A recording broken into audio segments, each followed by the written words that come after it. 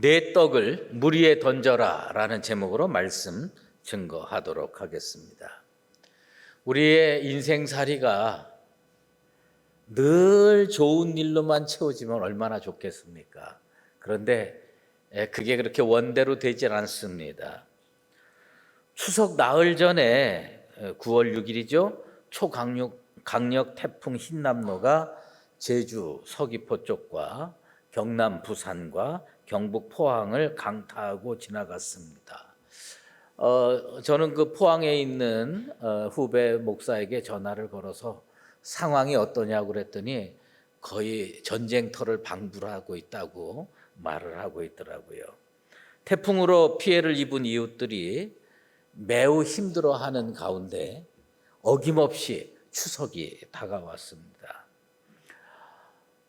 3년 만에 아마 고향을 가는 분들 참 많은 것 같아요. 그래서 귀성객 그리고 나중에 귀경하시는 분들 이 교통이 아주 그냥 그들 표현대로 생지옥과 같았다고 이야기를 합니다.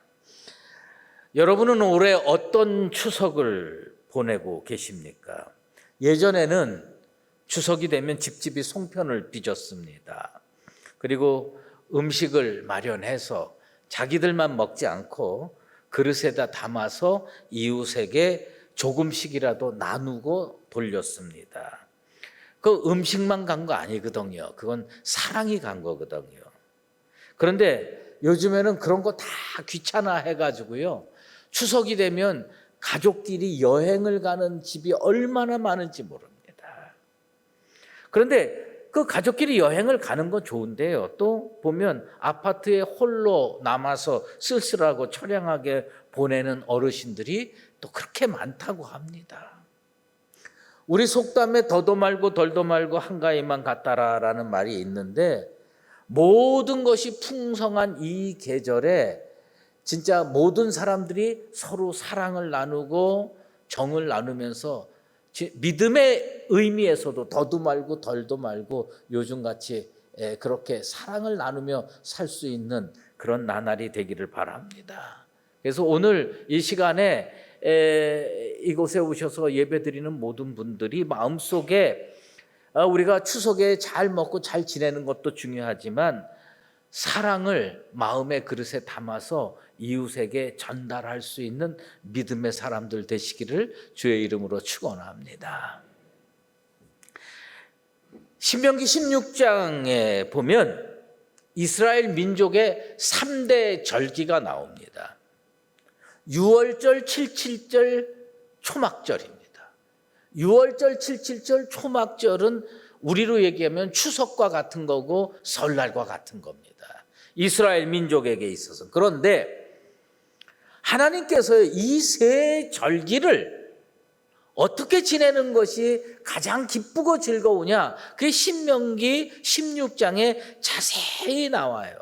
근데 공통된 것을 뽑아보면 초막절을 이렇게 보내라, 유월절을 이렇게 보내라, 칠칠절을 이렇게 보내라 해서 이 공통점을 쫙 뽑아보면 하나님께서 우리가 추석이나 설날 같은 때 그리고 이스라엘 이런 명절 그 사람들에게 어떻게 지내는 것이 명절을 제일 잘 보내는 방법인가라고 하는 거예요. 근데 첫 번째로는 뭐냐면 여호와께서 자기 이름을 두시려고 택하신 곳에서 축제를 같이 지내라. 그러니까 그 당시에는 예루살렘 성전이고요. 오늘날 우리로 얘기하면 교회입니다. 추석 어디서 보내는 게 제일 좋은 줄 아십니까? 교회에서 보내는 게 제일 좋습니다. 아멘이 난 크게 나올 줄 알았어요. 근데 아니네요. 어쨌든 그렇게 추석을 그렇게 믿음으로 같이, 왜냐하면요 우리 가운데는 모든 게 다 갖춰져 있고 함께 사랑을 나누고 정을 나눌 수 있는 사람도 많지만 그렇지 못한 분들도 참 많거든요. 그 다음에 두 번째로는요 함께 나누며 함께 즐거워하라는 거예요. 같이 모이는 것만이 중요한 게 아니라 좀 나눠야 된다는 거예요.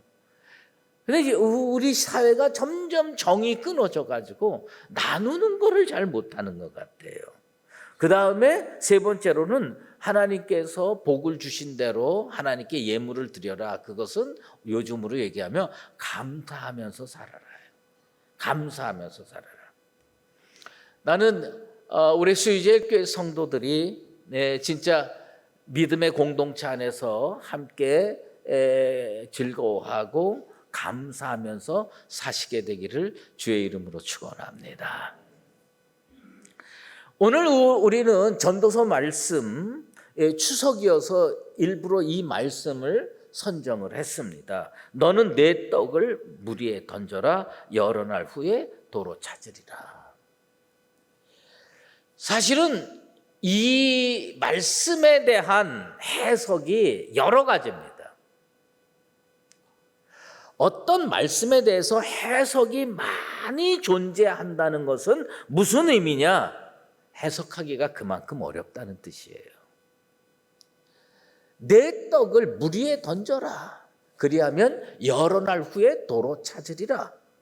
이것을요, 그 당시에 농경사회, 목축사회를 지냈던 분들은 어떻게 해석을 했느냐?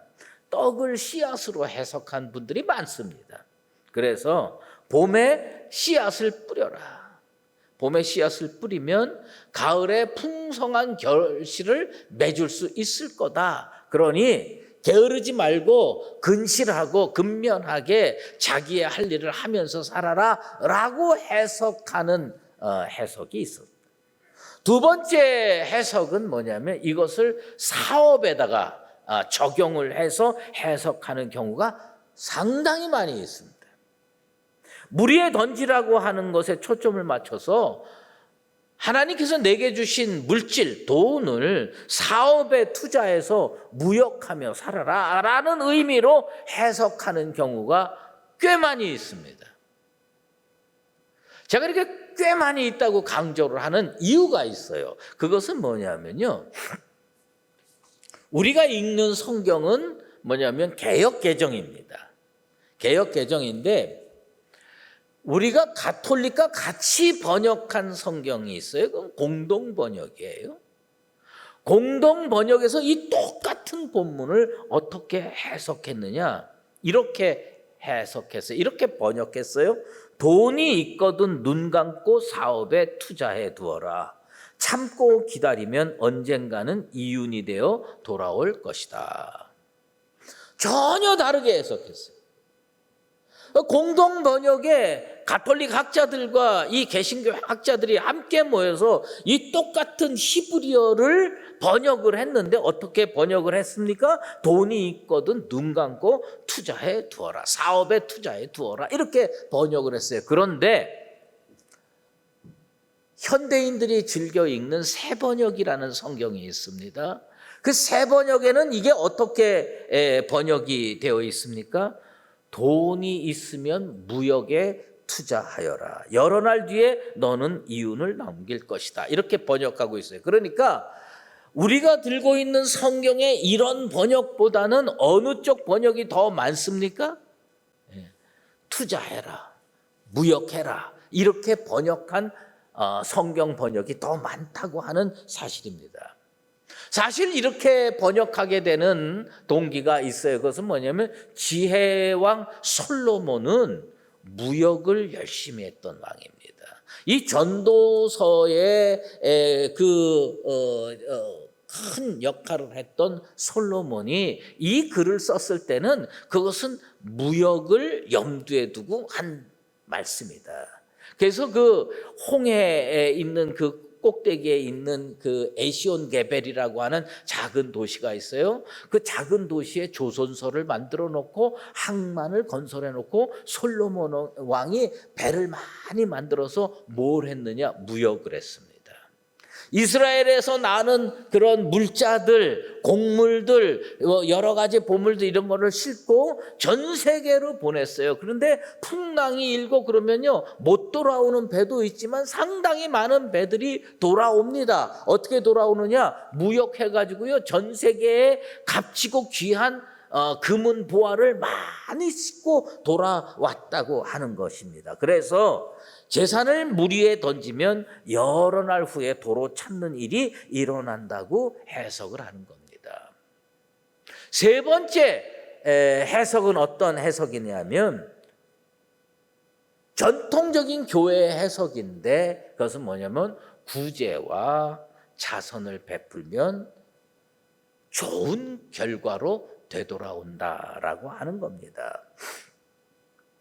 우리는 이 세 번째 해석에 입각해서 전해오는 유명한 이야기를 평생 교회 생활하면서 많이 들었을 겁니다. 어느 날 왕이 왕자를 데리고 숲으로 사냥을 나갔습니다. 그런데 그 사냥하는 과정 속에서 왕자를 잃어버렸습니다. 이 왕자는 혼자 강물을 따라 걷다가 그만 실족해서 강물에 빠졌습니다. 겨우 나무 토막 하나 붙들고 의지해서 둥둥둥둥둥둥 떠내려갔습니다. 그러다가 무인도에 도착하게 됐습니다. 그런데 이 무인도라고 하는 것은 먹을 게 아무것도 없어요. 이 왕자는 거기서 굶어 죽을 판이었습니다. 그런데 놀라운 일이 벌어졌어요. 매일 아침 조금 지나면 저 강 상류에서 자루 하나가 둥둥둥둥 떠내려오는 겁니다. 왕자는 저게 뭔가 하고 나가서 그 자루를 갖고 옵니다. 그래서 자루를 풀어보면 그 자루 속에 하루치 빵이 들어있습니다. 그래서 이 왕자는 그 하루치 빵을 먹었는데 그 다음 날에도 둥둥둥둥 떠내려와요. 한 달 후에도 둥둥둥둥 떠내려와요. 그래서 무려 1년 넘게 그 무인도에서 이 왕자는 매일 떠내려오는 빵을 먹을 수 있어서 생존할 수 있게 됐습니다. 왕은 이 왕자를 찾으러 수색대를 보냈는데 샅샅이 뒤져도 못 찾았지만 포기하지 아니하고 마침내 이 무인도에서 왕자를 찾아내게 되었습니다. 너 어떻게 이 먹을 것 없는 여기서 어떻게 살게 됐느냐 그랬더니 매일 아침 조금 지나면 자루 하나가 둥둥둥둥 떠내려옵니다. 그래서 왕은 이 자루가 어디서 떠내려오는가 그 근원지를 찾아서 수색대를 보냈습니다. 어떤 평범한 농부의 가정에서 아침만 되면 하루치 빵을 자루에다 담아서 떠내려 보내는 겁니다. 이 농부에게 어떻게 너는 이런 일을 할 수 있었느냐 왕이 묻습니다. 저희 아버지가 살아계셨을 때 성경 말씀을 하면서 내 떡을 물 위에 던져라. 그리하면 여러 날 후에 도로 찾으리라. 그래서 그 아버지의 말씀대로 실천하면서 살았습니다. 아, 그렇구나. 그래서 내 아들 왕자가 이렇게 살 수 있게 됐구나 해서 그 농부에게 후한 상을 내렸다는 이야기입니다. 오늘 또 혹시 이 이야기에 너무 감동이 돼가지고 오늘부터 한강에 나가서 매일 한 자루 빵을 담아서 물 위에 띄워보내는 사람이 있을지 모르겠습니다. 물론 말씀을 문자 그대로 믿고 실천하는 것은 그 사람의 신앙이고 하나님은 그 사람의 신앙에 대해서 응답하시고 보답해 줄 줄로 압니다. 그런데 전도서 기자가 왜 이런 말씀을 했을까? 사람은요 너나 없이 다 이기적이라는 겁니다. 자기의 떡을 물 위에 던지는 일 같은 거 진짜 하기 어려워합니다. 더군다나 오늘같이 소득이 3만 달러 넘는 시대도 아니고 먹을 것이 부족한 시대에 자기 식구 먹을 것도 미래가 불투명한데 그걸 매일 하루치 식량을 해서 물에다가 떠내려 보낸다는 거 이거 여간 어려운 일이 아닙니다. 3만 달러가 넘는 이 시대에도요 이렇게 하라면 못합니다. 여러분 인간은요 이기심이 그렇게 못합니다. 어쩌다가 한번 좋은 일에 물질 주머니에다 손 놓고 물질 내보낼 수는 있어요. 그런데 반복적으로 지속적으로 계속해서 그렇게 착한 일 하는 거 결코 쉽지 않습니다. 우리나라는 이 정의에 대해서 무척 민감한 나라입니다.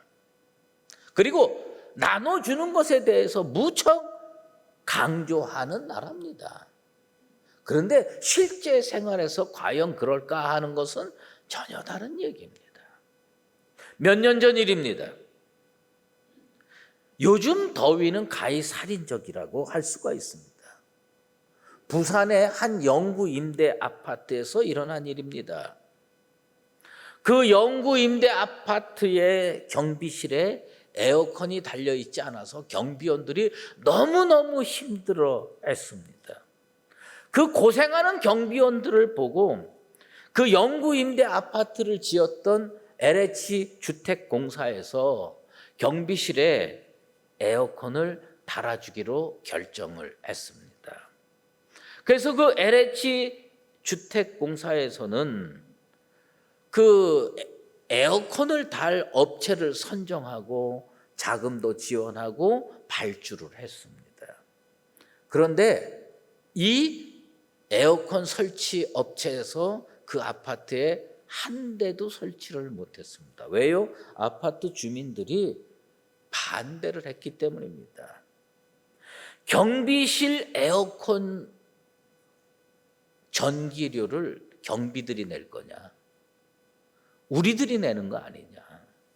그래서 아파트 주민들이 데모를 하고 결사 반대를 해서 그 경비실에 에어컨을 설치하지 못하고 지금도 그 영구 임대 아파트 경비실 경비원들은 더운 여름에 엄청난 고생을 하고 있다고 합니다. 아마도 떡을 물 위에 던지면서 여러 날 후에 도로 찾으리라고 예상하는 사람은 없을 겁니다. 대가를 바라면서 좋은 결과를 예상하면서 착한 일을 한다는 것, 이것을 우리는 위선이라고 부릅니다.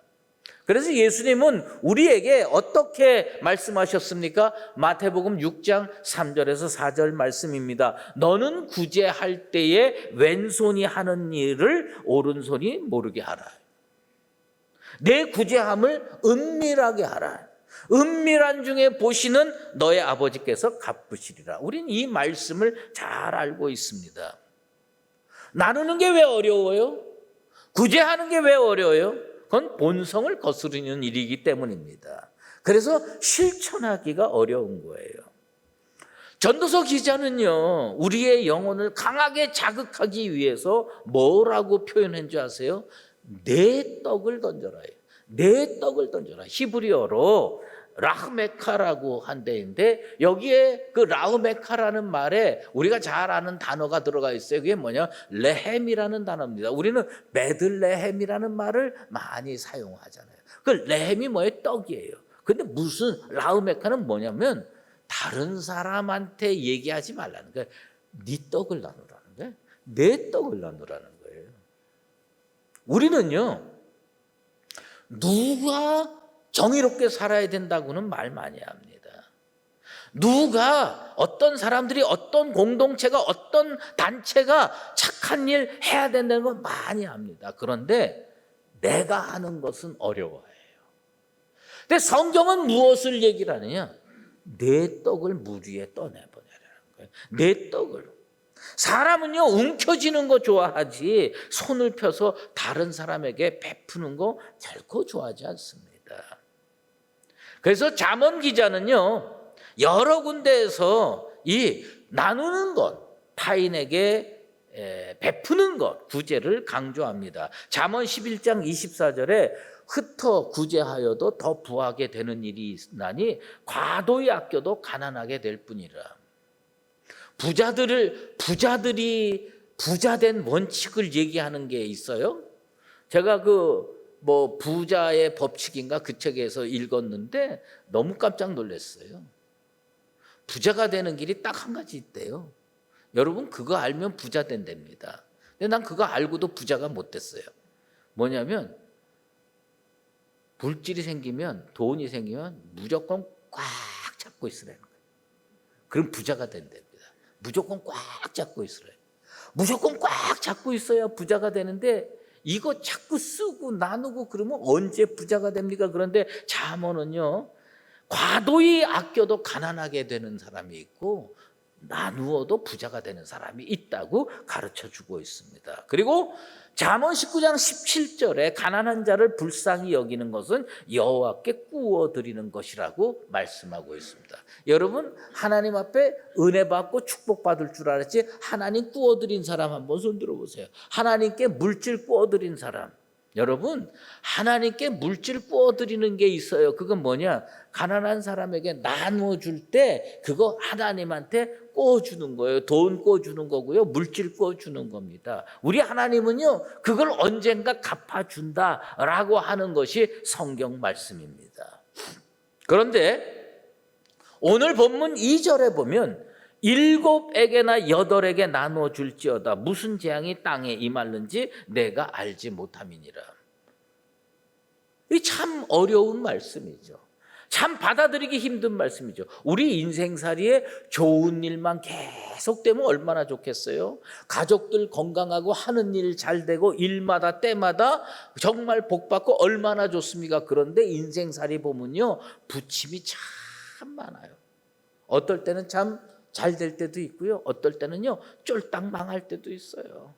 어떨 때는 강건할 때도 있고요. 어떨 때는 이 건강을 해쳐서 미래가 전혀 안 보일 때가 있습니다. 그래서 전도사 기자는요, 7이나 8에게 나눠주라고. 그게 언제 우리가 불행하게 되고 언제 우리가 어렵게 되는지 모르기 때문이다. 그때가 되면 누군가가 너를 도와줘야 되는 거 아니냐. 그러니 7에게나 8에게 나누어 주라고 명령하고 있습니다. 한국 교회가요, 코로나 팬데믹이 올 줄 몰랐을 겁니다.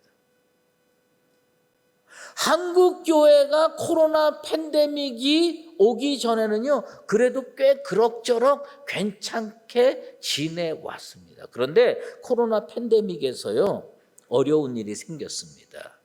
재앙이 땅에 임하는 것처럼 한국 교회에 코로나가 닥쳐가지고요, 한국 교회가요, 그동안 나름 열심히 세상을 섬기고 지역사회를 사랑으로 섬겼다고 생각했는데 세상 사람들은 전혀 그렇게 받아들이질 않았습니다.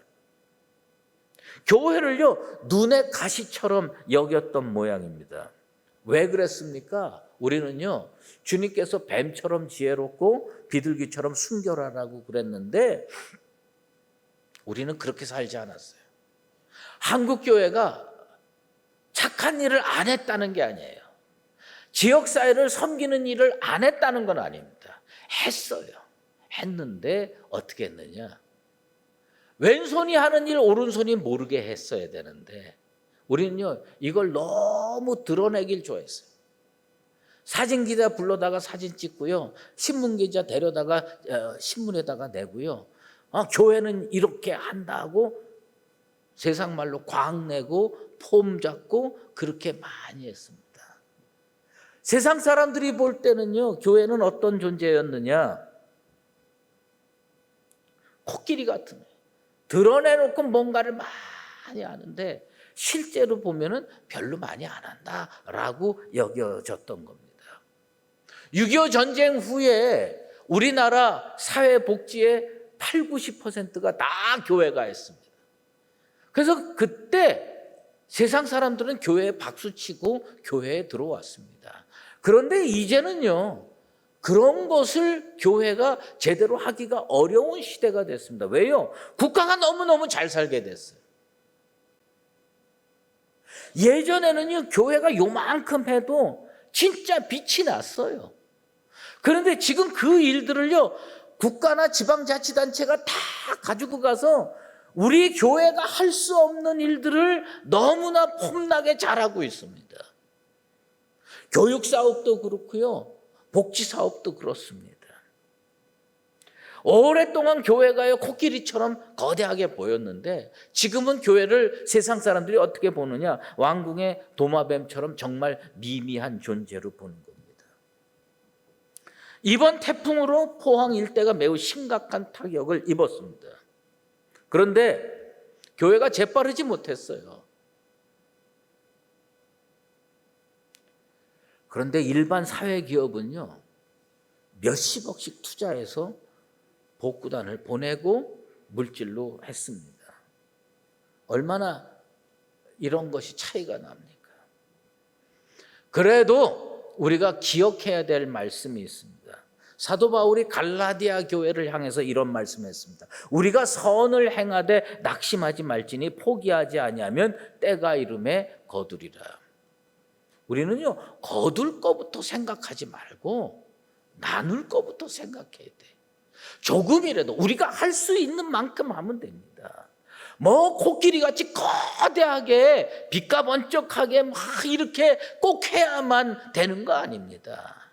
어렵고 힘든 사람은 우리 주변에 늘 있어요. 곤란한 인생을 살아가는 사람들 우리 주변에 늘 있습니다. 우리는요, 다시 시작하면 됩니다. 선을 행했는데 세상이 알아주지 못한다고 낙심할 필요가 없다는 겁니다. 전도서 기자가 오늘 4절 말씀에 놀라운 말씀을 우리에게 해줍니다. 우리는요, 이 말씀을 가슴판에 새기고 귀담아 들을 필요가 있어요. 풍세를 살펴보는 자는 파종하지 못할 것이요 구름만 바라보는 자는 거두지 못하리라. 교회가 너무 세상만 바라보고 있어요. 세상이 우리를 어떻게 평가하나? 세상이 우리를 어떻게 생각하나? 풍세를 바라보고 파종을 못하면 되겠습니까? 농부는요, 봄이 오면 비가 안 와도 그 물조리개 가지고 가서요, 밭에다가 한 줄 물씩 뿌려더라도 씨를 뿌려야 되는 겁니다. 우리의 능력이 사회복지를 하고 불쌍하고 어려운 사람 구제를 하는데 국가기관이나 지방자치단체의 기관들과 비교해서 현저히 작다 하더라도 우리들은요, 우리가 할 수 있는 일을 하면 되는 겁니다. 풍세를 살피기는 해야겠지만 거기에 낙심해서 사랑의 씨를 세상에 파종하지 못하는 어리석은 교회, 어리석은 크리스천이 되면 안 됩니다. 비가 오든 바람이 불든 해가 쨍쨍 내리쬐든 우리는 때가 되면 씨를 뿌려야 되고 때가 되면 나눌 줄 알아야 되는 겁니다. 물 위에 떡을 던지면 여러 날 후에 되찾는다고요? 못 찾는 게 더 많을 겁니다. 못 찾는 게 더 많을지라도 우리는요, 우리가 해야 하는 일, 우리가 할 수 있는 일을 하면 됩니다. 올 가을에 세상의 물 위에 다시 믿음의 떡, 사랑의 떡을 물 위에 흘려보내는 교회와 성도 되기를 바랍니다. 여러분에게 과제 하나 드릴게요. 추석 다 지났지만 집에 가셔서 사과 한 동아리, 배 한 동아리 담아서 옆에 집에 나눠주세요. 또 우리 어렵고 힘든 사람 기억나면 좀 나눠주십시오. 여러분, 못 거두면 어떻습니까? 그러나 교회는 그 일 해야 돼. 성도는 그 일 해야 됩니다. 이 추석에 우리만 잘 먹고 잘 살지 말고 옆집에, 이웃에, 어렵고 힘든 사람들에게 주께서 원하시는 내 떡을 물 위에 던져라 실천하며 살아서 하나님께서 혹시 기억하시면 큰 은혜로 대갚아 줄 줄로 믿습니다. 사랑을 실천하며 나누며 살아가는 나와 여러분 되시기를 예수 그리스도의 이름으로 축원합니다. 기도하겠습니다.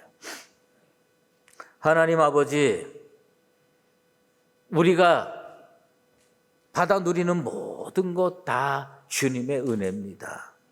주께서 이렇게 채우시고 입히시고 먹이시는데 우리들은 이기주의자들처럼 내 손에 든 떡을 물 위에 떠내려 보내는 일을 오래도록 하지 않았습니다. 회개하오니 용서하여 주시옵소서. 세상의 풍세를 살피다가 저 사람들이 우리들보다 훨씬 더 크고 멋지게 잘 해내니까 우리는 하지 말아야 되겠다, 이런 어리석은 생각을 하지 아니하고 우리가 할 수 있는 것을 하는 믿음의 실천자들 되게 도와 주시옵소서. 그리하여서 주의 복음이 우리의 사랑의 그릇을 통해서 세상에 전달되는 축복의 역사가 일어나게 도와 주시옵소서. 예수 그리스도의 이름으로 기도드리옵나이다.